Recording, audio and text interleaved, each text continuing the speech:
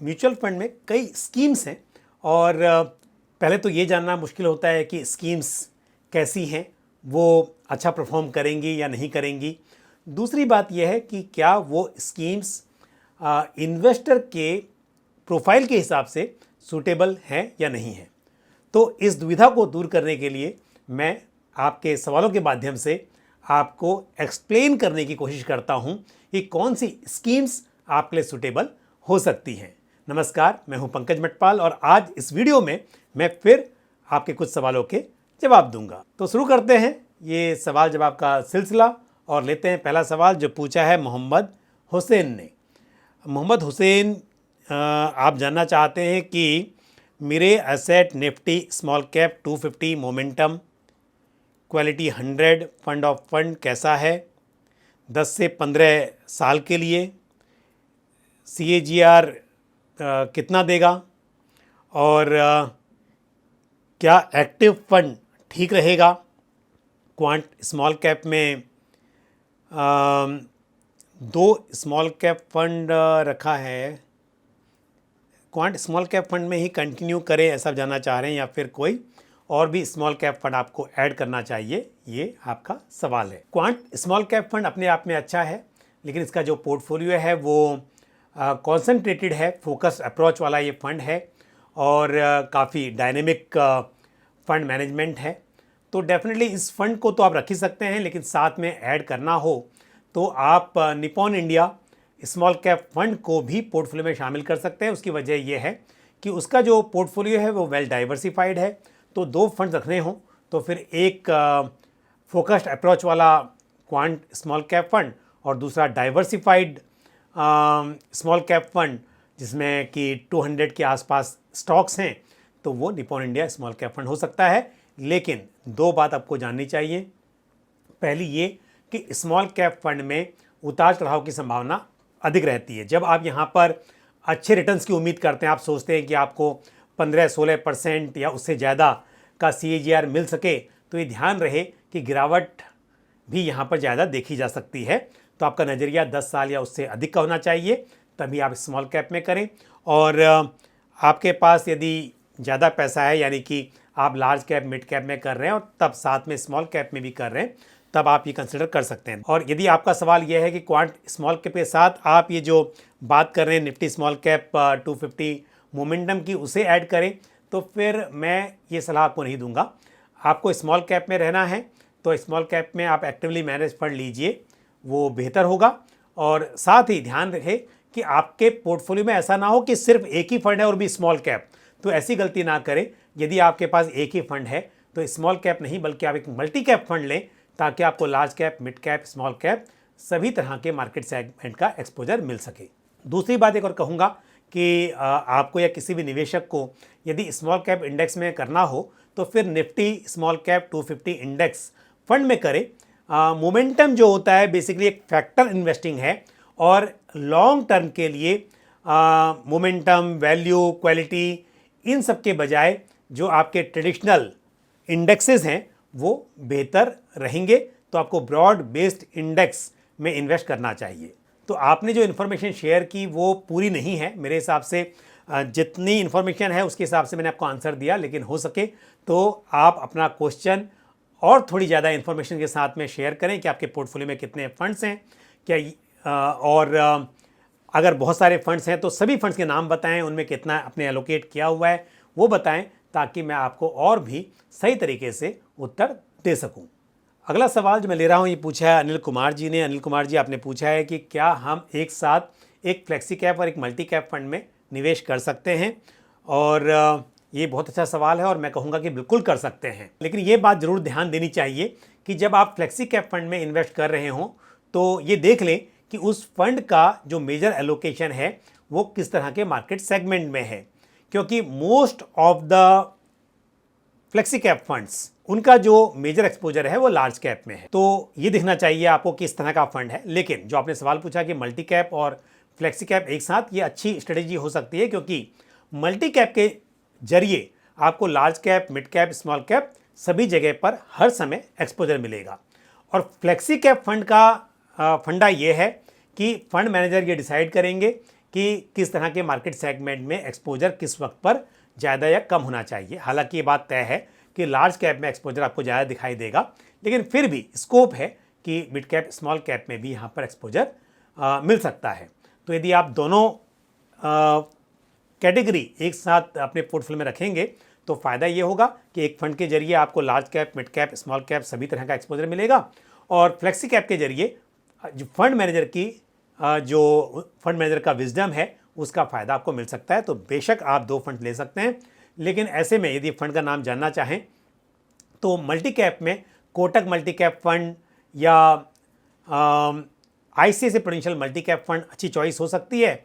और साथ में फ्लेक्सी कैप के लिए आप पराग पारिक फ्लेक्सी कैप फंड को कंसिडर कर सकते हैं, या एचडीएफसी फ्लेक्सी कैप फंड आप अपने पोर्टफोलियो में शामिल कर सकते हैं। बढ़ते आगे, लेते अगला सवाल जो पूछा है दिनेश कुमार जी ने। दिनेश कुमार जी, आपने कहा है कि आप सीआरपीएफ में जॉब करते हैं, तो सीआरपीएफ, सीआईएसएफ, बीएसएफ और बाकी भी जो सीएपीएफ हैं उनके साथ मेरा एक बहुत अच्छा रिलेशन है, क्योंकि मैं अक्रॉस द कंट्री फोर्स के लिए इन्वेस्टर अवेयरनेस प्रोग्राम या फाइनेंशियल लिटरेसी प्रोग्राम करता रहता हूं। तो कई बटालियंस में, ग्रुप सेंटर्स में, यूनिट्स में जाने का मौका मिलता है, तो शायद कभी आपसे ही मुलाकात होगी। और आपने बताया कि आपकी एज है 35 ईयर्स की, और पिछले 2 महीने से आप Nippon India large cap fund, Parag Parikh flexi cap fund, quant large and mid cap fund, इन सब में एसआईपी कर रहे हैं 1000 पर मंथ की, और अक्टूबर से 10,000 की बढ़ाना चाहते हैं, और 20 साल के लिए आप इन्वेस्ट करना चाहते हैं, तो कौन सा फंड ऐड करें अपने पोर्टफोलियो में, ये आप जानना चाहते हैं। और टारगेट है आपका 2 करोड़ का, 2 करोड़ 20 साल में। तो बिल्कुल मैं बताऊंगा। अगर मैं 12% का CAGR लेकर चलता हूं तो करीब 11,000 रुपये महीना यदि आप निवेश करें इस वक्त पर, और 10% से इसे बढ़ाते रहें, तो आप 20 ईयर्स में 2 करोड़ रुपीज़ इकट्ठा कर सकते हैं। तो आपने कहा है कि आप अक्टूबर से बढ़ाएंगे, कोई प्रॉब्लम नहीं है, लेकिन ध्यान रहे कि हालांकि आप 3,000 पहले से कर रहे हैं और फिर आपने कहा है कि 10,000 से बढ़ा सकते हैं। तो यदि मैं कैलकुलेट करूं 12% के CAGR पर, तो निकल कर आता है कि 11,000 रुपया महीना यदि आप निवेश करें और 10% से हर साल उसे बढ़ाते रहें, तो 20 ईयर्स में 2 करोड़ रुपीज़ इकट्ठा हो सकते हैं। और आपने कहा है कि आप अक्टूबर से बढ़ाएंगे, पर 10,000 बढ़ाएंगे और 3,000 रुपये पहले से कर रहे हैं, तो 13,000 पर मंथ की SIP हो जाएगी। उसके बाद साल दर साल आप इसे बढ़ाते रहें, और जैसे आपकी इनकम बढ़े, अगर हर साल 10 से नहीं तो 7%, 6% जो भी पॉसिबल हो बढ़ाएं, और जब आपका प्रमोशन हो, जब आपकी सैलरी ज़्यादा बढ़े, तब आप इसे और भी ज़्यादा बढ़ाते रहें, तो आप आसानी से अपना गोल अचीव कर पाएंगे। जो स्कीम्स आपने चुनी हैं सभी स्कीम बहुत अच्छी हैं, और आपके पास स्मॉल कैप नहीं है, तो सजेशन ये है कि जब आप बढ़ाएंगे तो एक स्मॉल कैप फंड को आप ऐड कर सकते हैं। और हालांकि उस वक्त पर आप फिर से सवाल पूछें तो मैं स्कीम का नाम बताऊंगा। और दूसरा, आपके पास इंटरनेशनल फंड भी नहीं है, हालांकि पराग पारिक फ्लेक्सी कैप फंड के जरिए थोड़ा एक्सपोजर आपका है इंटरनेशनल इक्विटी में, लेकिन अलग से भी एक आप इंटरनेशनल फंड अपने पोर्टफोलियो में शामिल कर सकते हैं। तो SIP बढ़ाएंगे उस वक्त पर एक स्मॉल कैप फंड और एक इंटरनेशनल फंड को शामिल करें। बाकी जिन फंड्स में आपने किया है investment, specially quant large cap fund, quant large and mid cap fund और Parag Parikh flexi cap fund, इनमें भी आप SIP अमाउंट को बढ़ा सकते हैं। All the best to you. अगला सवाल मैं ले रहा हूँ, ये पूछा है प्रज्ञा शर्मा ने। प्रज्ञा जी, आपने बताया है कि आप 10 साल के लिए निवेश करना चाहती हैं, 50 ईयर्स की एज है, 4 लाख रुपीज़ इन्वेस्ट करने हैं, और किन स्कीम में करना चाहिए। मैं कहूँगा कि आप एक काम कीजिए, 2 स्कीम चुन लीजिए। एक होगी large and mid cap category की, और इसमें आप ICICI prudential large and mid cap fund को चुन सकती हैं। और दूसरी स्कीम जो होगी वो होगी बैलेंस एडवांटेज फंड कैटेगरी से, और यहाँ पर आपको मैं 2 चॉइस दे रहा हूँ, एक HDFC बैलेंस एडवांटेज फंड और दूसरा Motilal Oswal balance advantage fund. इनमें से आप कोई भी फंड चुन सकती हैं, और आप ये सिर्फ ये ना देखें कि पास्ट में किस स्कीम के रिटर्न अच्छे रहे हैं, बल्कि ये देखना ज़रूरी है कि आने वाले समय में कौन सी स्कीम बेहतर परफॉर्म कर सकती है। तो मैं जब भी कोई स्कीम की बात करता हूँ तो वहाँ पर फॉरवर्ड लुकिंग मेरा फोकस रहता है उस पर कि आगे आने वाले समय में स्कीम कैसा परफॉर्म कर पाएगी। मैंने 2 स्कीम की चॉइस दी है आपको बैलेंस एडवांटेज फंड कैटेगरी में, और लार्ज एंड मिड कैप में ICICI prudential large and mid cap fund को आप चुन सकती हैं। दूसरी बात, हालांकि 4 लाख रुपए आपको अभी इन्वेस्ट करने हैं, एक दिन में पूरा पैसा ना इन्वेस्ट करें, आप इसे स्टैगर्ड मैनर में करें। आप 5-6 इंस्टॉलमेंट में इस पैसे को इन्वेस्ट कर सकती हैं, ताकि इस बीच में यदि मार्केट में कभी थोड़ी गिरावट भी आती है तो उसका फ़ायदा भी आपको मिल सके। All the best to you. साथ ही आपने कहा है कि पारंपरिक फ्लेक्सी कैप फंड में आप एसआईपी कर रही हैं, तो बिल्कुल ये अच्छी स्कीम है, आप अपने एसआईपी को यहाँ पर जारी रखें। अब लेते हैं आज का आखिरी सवाल जो पूछा है वरिंदर महतो ने। वरिंदर जी, आपने बताया है कि आप कुछ स्कीम्स में एसआईपी कर रहे हैं और ऑलरेडी आपके पास 21 लाख रुपए इकट्ठा हो चुके हैं। बहुत बहुत बधाई आपको। स्कीम्स हैं पारंपरिक फ्लेक्सी कैप फंड 4000 की एसआईपी है, एसबीआई स्मॉल कैप फंड में 4000, PGIM India mid cap opportunities fund में 4500, कोटक मल्टी कैप फंड में 4000, क्वांट स्मॉल कैप फंड में 3500। और 15 साल का आपका नज़रिया है, आप जानना चाहते हैं कितना पैसा इकट्ठा हो सकता है। देखिए, हम कैलकुलेशन करने के लिए कोई भी नंबर ले सकते हैं।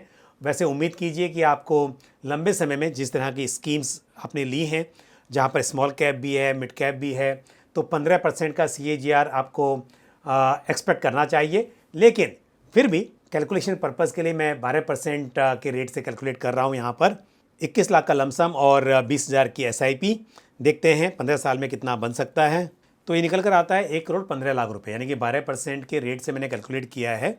और 21 लाख रुपए अभी आपके पास हैं, 20,000 की SIP है, तो जैसे मैंने कहा 1 करोड़ 15 लाख रुपए। लेकिन यदि आप स्टेप अप करें, मान लीजिए 10% से आप स्टेप अप करते हैं, तो ये निकल कर आता है 2 करोड़ 10 लाख रुपीज़, यानी कि 21 लाख रुपए जो आपके पास ऑलरेडी एक्यूमुलेटेड हैं। 20,000 की SIP, 15 ईयर्स, 12% का CAGR, 2 करोड़ 10 लाख रुपए इकट्ठा हो सकते हैं। और चलिए एक कैलकुलेशन और कर लेते हैं कि 15% का CAGR है और 10% से स्टेप अप भी करेंगे आप, तो करीब 3.25 करोड़ रुपए इकट्ठा हो सकते हैं। तो मतलब कि आप 3-4 करोड़ रुपए इकट्ठा कर सकते हैं। ये डिपेंड करेगा कि रिटर्न कितना आएगा और आप यदि 10% से स्टेप अप करते हैं तो।